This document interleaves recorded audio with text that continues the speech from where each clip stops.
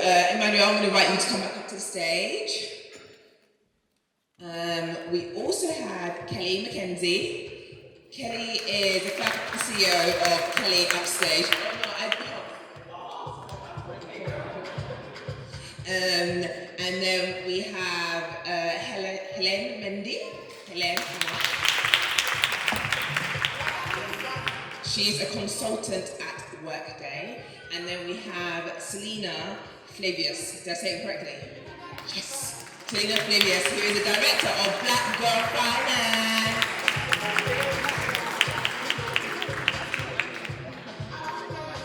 Selina, you help people from Black women and people in minorities and people that maybe haven't had the focus on them when it comes to financial education and so forth. So what are some of the opportunities that you see, but also some of the challenges that you see on a daily basis working with that group? Yeah, so thank you so much for the question.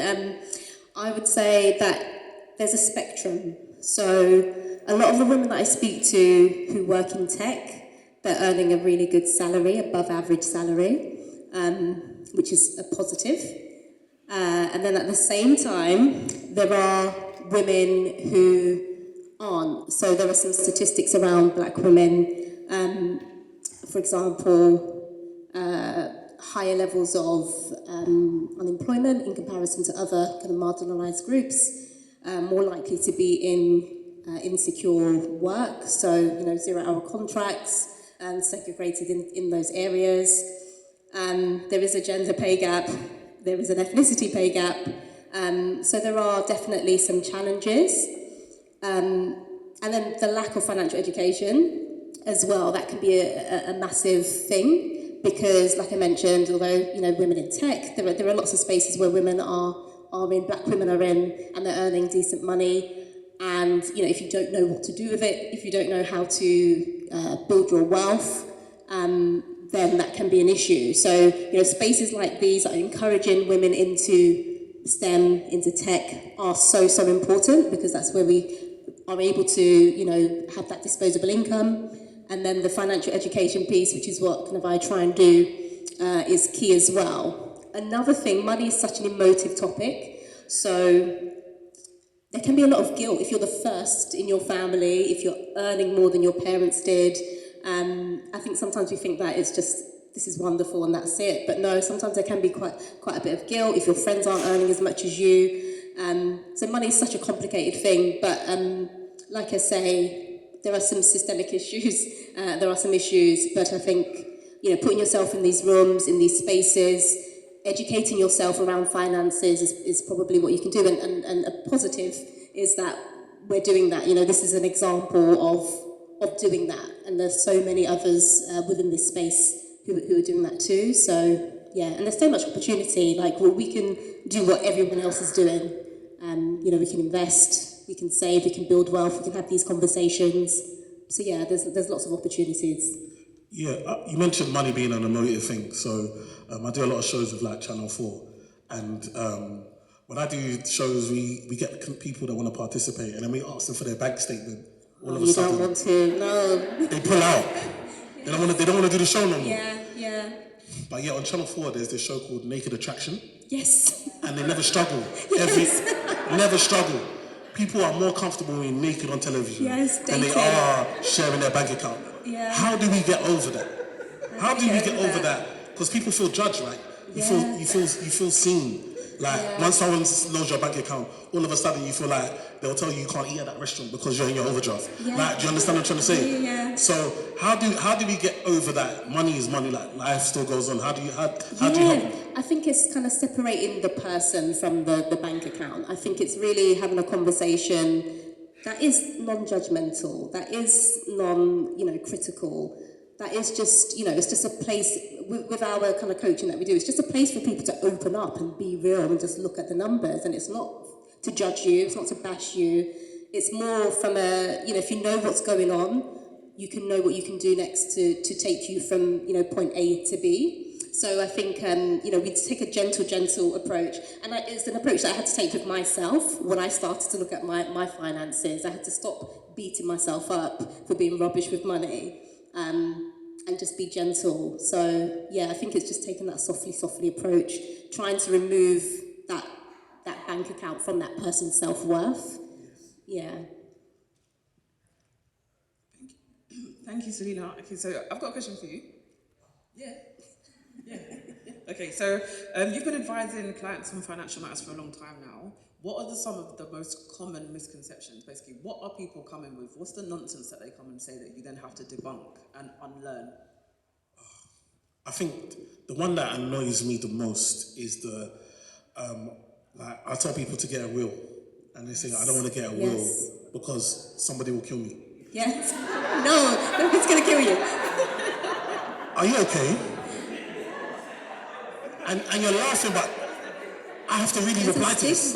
This is my real life. Yeah. Every day. They watch one Nollywood movie and they're gone. They're gone. Like, they're gone. Do you know what I mean? And so it's one of these things I have to then shock them and say, you're going to die one day. I don't know if I'm shocked you. I don't know if you think you're going to live forever. One day you're not going to be here. And so we have to put things in place. And the problem is that we are so about, we love life so much that we would never want to think about tomorrow or not being here. But the problem is that we then end up making our next generation have to start from scratch. The scratch that you start from, somebody has to start from scratch, and sometimes even worse, because you've gone, and now all you've left is Louis Vuitton belt, shoe, gele, rapper. How many rapper have you rapped? How many rapper in how many, your gele to the sky, will we bury you with it? So now we're going to have to go to market and start selling your clothes to bury you. You live 50, 60, 70 years, and all we have is pants and socks and shoes to bury you. And then you get a pat on the back from your friends. Oh, but you really dress nice. The packaging is too much. All we do is package. When will we own? When will we actually have something that we can say is ours? Do you know? And so for me, it's a big problem. We are very comfortable not having ownership. No other community I know is comfortable with not having ownership. No other community is comfortable having to go to other communities to get their stuff. But we don't even blink. We get our meat from the Turkish man. We get our hair from the Indian man. That don't even Indian man, not woman. When you go to the shop, it's the Indian man in the shop. You're asking him about your weave, man. And we're just comfortable, like we're just relaxed. And it's like I go past schools, I see our kids after school in chicken shop. It's an Asian that feed our kids. And so for me, it's so important that we understand the importance of ownership. Like, if we don't own this stuff, we shouldn't be comfortable not having ownership. And that's probably the biggest thing that I see on a regular basis.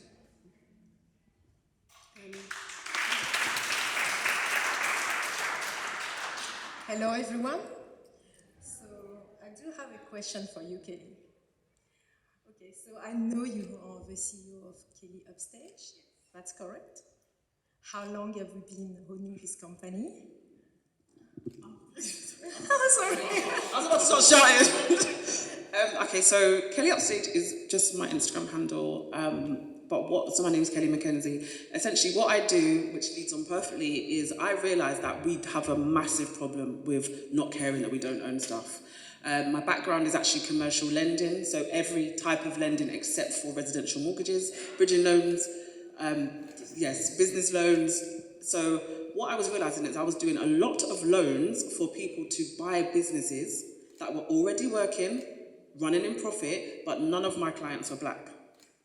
So I said, you know what I'm going to do? I'm going to run tell the world that, you know, guys, you can get a loan to buy a business. Did you know that? I'm asking you lot, did you know that?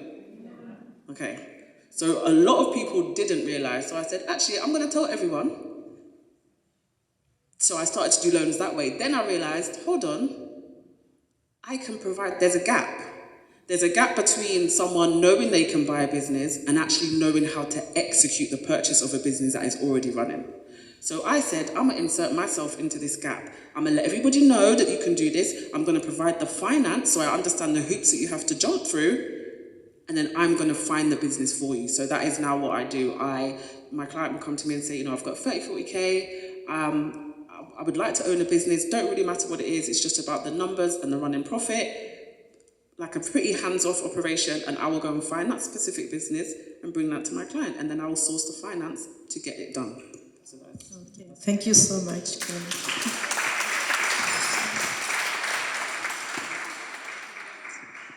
So, Helene, so could you share a personal investment strategy or approach you found particularly effective given your expertise in the financial sector? You should probably tell us what you do. Yes, so I'm a Workday consultant.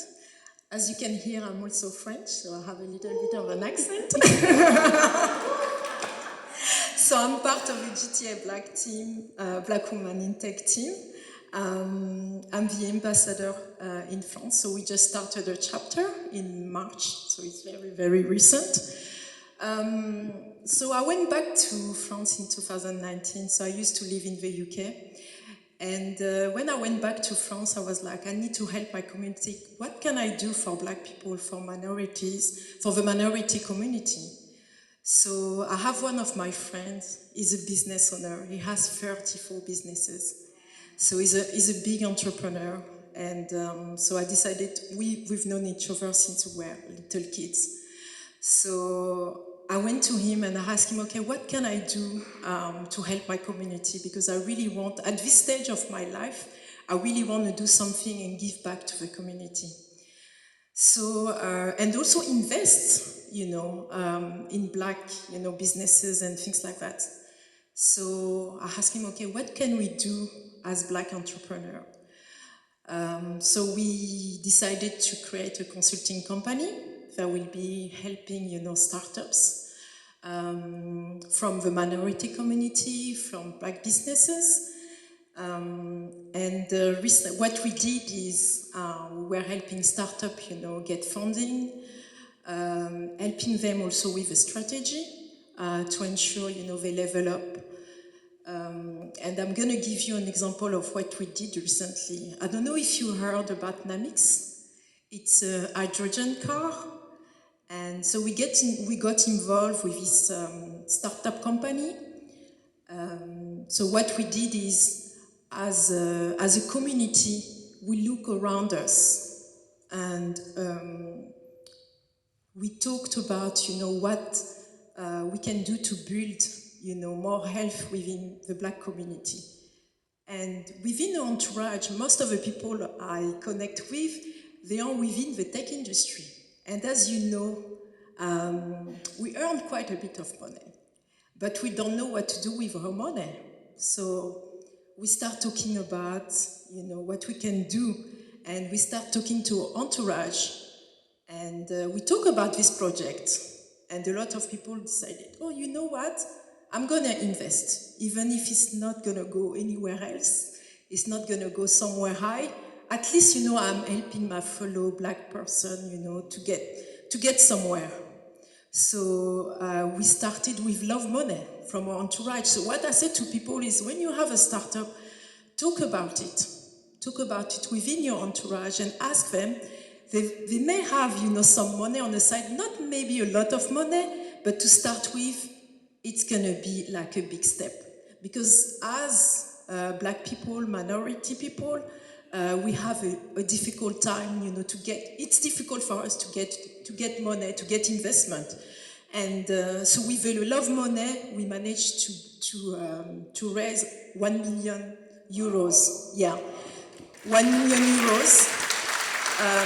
With the 1 million euros, we managed to get a car prototype.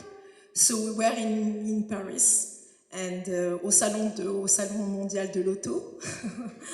And we managed, to gather a lot of people, got a lot more opportunities, VC and fundraising,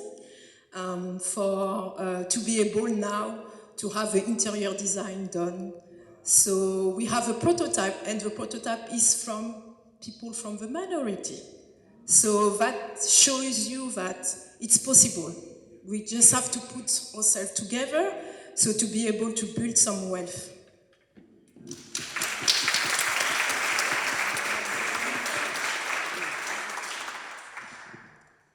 Have we got time for one more question? Just one, okay. So Emmanuel, can you explain the importance of diversification when it comes to investing, and what strategies do you recommend for individuals to achieve a diversified investment portfolio? Yeah, so it's really important to diversify. So I've got a lot of clients who, for example, really like property because, when you invest in stocks, you get your share certificate, but you don't really run around with it, or you can't really say, look, this is my fund. But when you got a property, you can take a picture and you can put it on the internet and everybody get your 1,000 likes. So everybody likes to invest in property and, show their key with their one leg up. Hey! So everyone wants to buy property, but right now, my landlords are crying. Crying. Literally, the government have put in so many different things that they count, like in regards to it, that now it's becoming, for a lot of them, it's not profitable because it's in their own name. And so again, this is where getting advice to put it through a business, put it through a company is working for people. But if you've got it in your own name, so if you've been a landlord for the last 10, 15 years, you've seen a whole turnaround where we're seeing a lot of them just selling up. And for them, that was their pension. That was what they were going to retire on. So now they're having to question, do I need to go back to work? What else do I need to do? So it's really important. I tell people, if you really want to build wealth, you need to have money in these three areas. So one is in stocks, so investing, whether that be ISAs, pensions, individual shares, company share safe schemes, for example. So stocks is one. Two is property. Whether that be owning the property, renting it out, rent to rent, Airbnb. A lot of people right now, especially with, the issues that we're having in society and people wanting fixed rent, are going into buying social care. So getting a house and then renting it to the council room by room. This is becoming very profitable. So you get to give back and make money. And then finally, it's business. Please, let us be having businesses because for us, the circle's not complete. Our money doesn't go around in the community even one day. Not even one day. Other communities, it can be months before it goes outside, even if they live here. So it's really important that we understand, and not everybody has to do hair and lashes and cream. Please, let us start getting some new ideas, Abby. It's okay. It's okay. We've done that one now. We're good. Let us try something different. I'm done.